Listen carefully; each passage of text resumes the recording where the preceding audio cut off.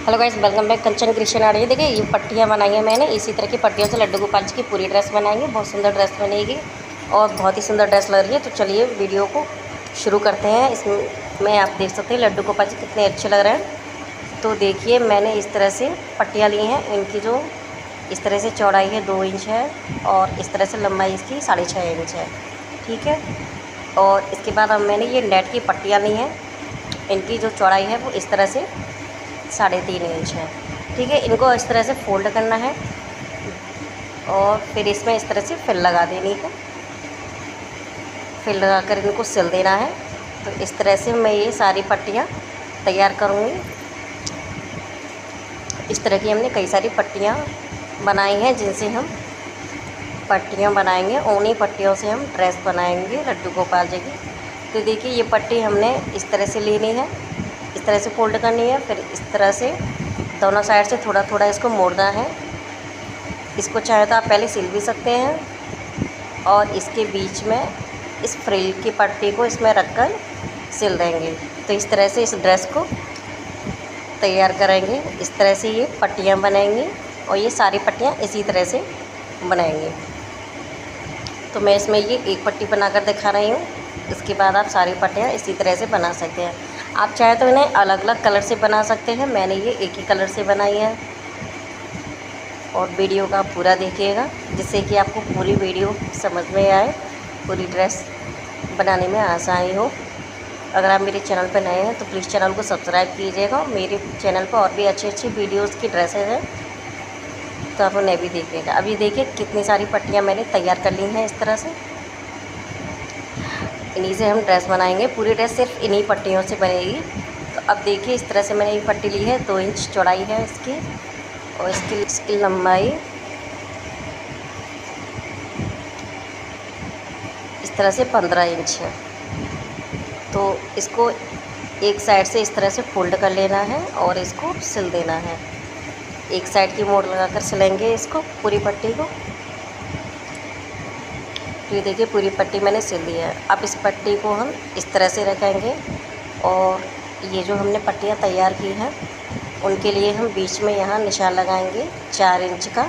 इस तरह से पट्टी के बीच में निशान लगाना है 4 इंच का। अब इन पट्टी को इस तरह से फोल्ड करेंगे, इस तरह से मोड़ेंगे इनको और इस तरह से मोड़ कर यहाँ पर सिलते जाएंगे। जो निशान हमने लगाया है 1 इंच से लेकर 4 इंच तक का, उन्हीं निशानों में इनको सिलना है क्योंकि लड्डू गोपाल जी की कमर के हिसाब से यही नाप आया है और इसी नाप से हम इसे सिलेंगे। तो इस तरह से सारी पट्टियों को इसमें लगा देंगे। पट्टियाँ आप चाहें तो अपने लड्डू गोपाल जी के हिसाब से कम ज़्यादा भी कर सकते हैं। ये ड्रेस जो है आप किसी भी नंबर के लड्डू गोपाल जी को पहना सकते हैं। अब वो किस तरह से पहनाई जाएगी वो भी मैं वीडियो के लास्ट में बताऊँगी। उससे पहले इस तरह से इसे हम सिल देंगे मोड़ करके।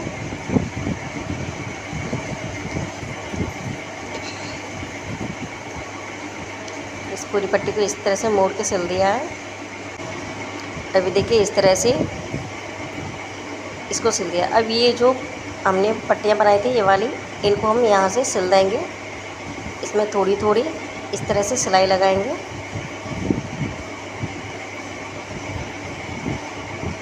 इस तरह से सारी पट्टियों में लगाएंगे ये सिलाई।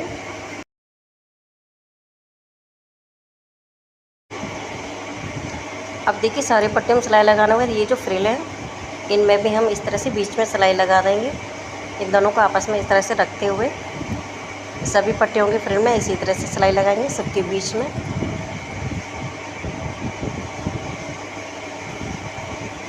तो इस तरह से ये बेस बनके तैयार हो जाएगा। कमेंट करके मुझे ज़रूर बताइएगा ये आपको कैसी लगी है। अब चलिए देखिए इसी तरह की पट्टी एक और है मेरे पास। इसको हम इस तरह से करके यहाँ इसके बीचों बीच में लगा देंगे ड्रेस के, इसकी चोली के लिए।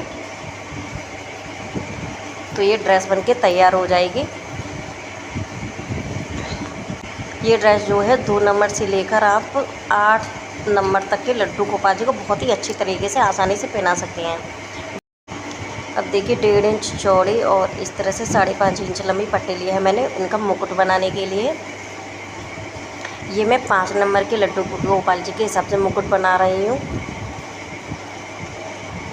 और ये जो ड्रेस है वो आप 2 नंबर से लेकर 8 नंबर तक के लड्डू गोपाल जी को पहना सकते हैं। मैंने नेट कलर की इस तरह से पट्टियाँ ली हैं और इस तरह से गोटा पट्टी लगाकर एक किनारे पर मैं इसमें लगा दूँगी। इस तरह से 2 पट्टियाँ तैयार की हैं मैंने, ये आप देख सकते हैं। अब इन दोनों पट्टियों की हम फ्रिल बनाएंगे। इस तरह से छोटी छोटी फ्रिल इसमें लगाकर और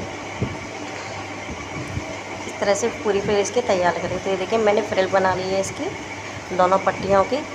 अब इनको हम मुकुट में लगाएंगे। तो मुकुट के लिए पहले इसको पट्टी को इस तरह से सिल देंगे। ये जो ऊपर की साइड है ये किनारी है, तो इसे मोड़ने की ज़रूरत नहीं है, इसे मैंने यूँ ही सिल दिया है।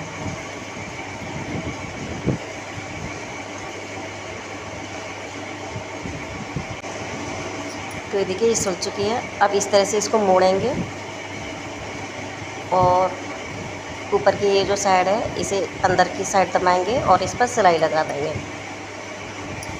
यहाँ पर इसको सिलाई लगा देंगे जिससे ये दब जाएगी।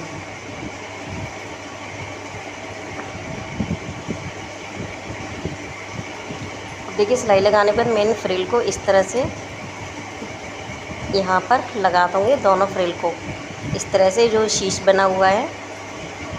अब फ्रिल लगाने पर इस तरह से ये मुकुट बन जाएगा। काफ़ी सुंदर मुकुट लग रहा है। अब चलिए लड्डू गोपाल जी को इसे पहना के दिखाते हैं। ये देखिए मेरे 5 नंबर के लड्डू गोपाल जी को मैंने बुलाया है।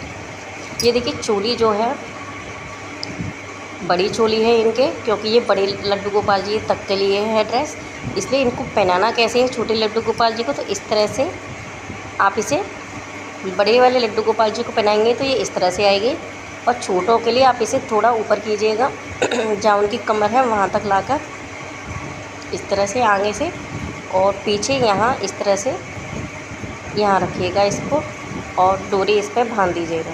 इस तरह से ये छोटे नंबर के लड्डू गोपाल जी को पहनाई जाएगी, और बड़े वालों को जिस तरह से सिंपली तरीके से नेक से चिपका के पहनाई जाती है उसी तरह से पहनाई जाएगी। तो ये ड्रेस काफ़ी सुंदर लग रही है। आप ये मुकुट देख सकते हैं इनके ऊपर कितना सुंदर लग रहा है। देखिए मुकुट लगाकर इनकी रौनक कितनी अच्छी हो गई है, कितना सुंदर मुकुट लग रहा है। ड्रेस भी काफ़ी अच्छी बनी है। आपको ये ड्रेस कैसे लगी मुझे कमेंट करके ज़रूर बताइएगा। फिर मिलेंगे किसी नई ड्रेस को लेकर, तब तक के लिए बाय, राधे राधे।